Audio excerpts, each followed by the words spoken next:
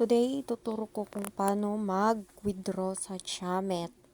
Open lang yung application and punta sa withdrawal.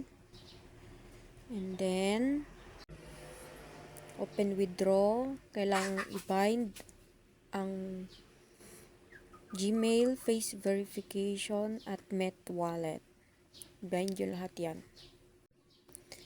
Bind nyo lang yung active na Gmail or any email address.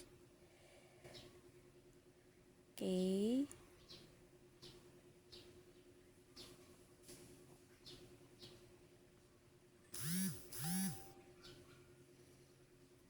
Type nyo lang guys. Type.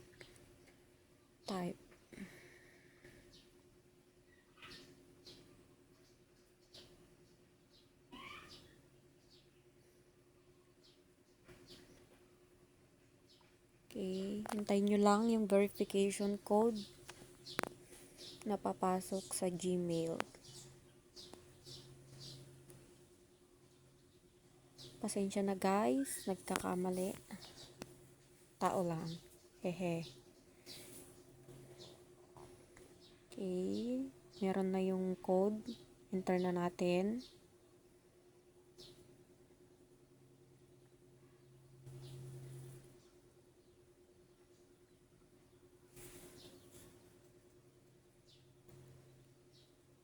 Entering the code.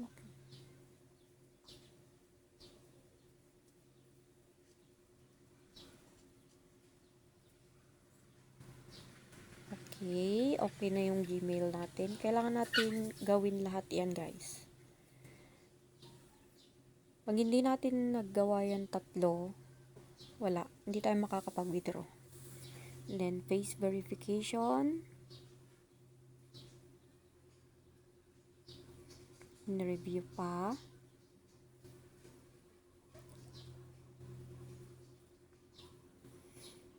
Okay guys, pag may fail dyan sa tatlo, hindi ka makakapag-withdraw. Okay? Punta ka sa Met Wallet. Ilagin nyo lang yung Met Wallet sa active Gmail account nyo guys.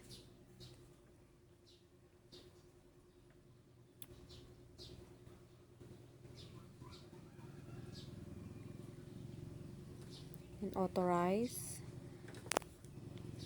Click authorize. Ayan na guys.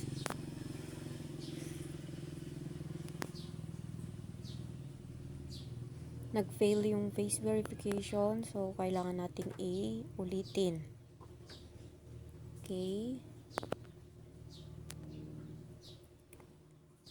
Yan lang mag-withdraw ng Chamet guys. Super easy. Hindi mo na kailangan ng agency, keme-keme. At sa Met Wallet guys, kailangan mo ng valid ID para maka-verify. Para mailabas mo din yung cash out mo dito.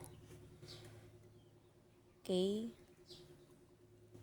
Yan lang siya guys. Pagpasok mo sa Met Wallet, i-bind mo yung GCash account or sa ePay. Yan lang siya kadali guys. Kadali-dali. Okay? Sana mag-guess nyo. Goodbye.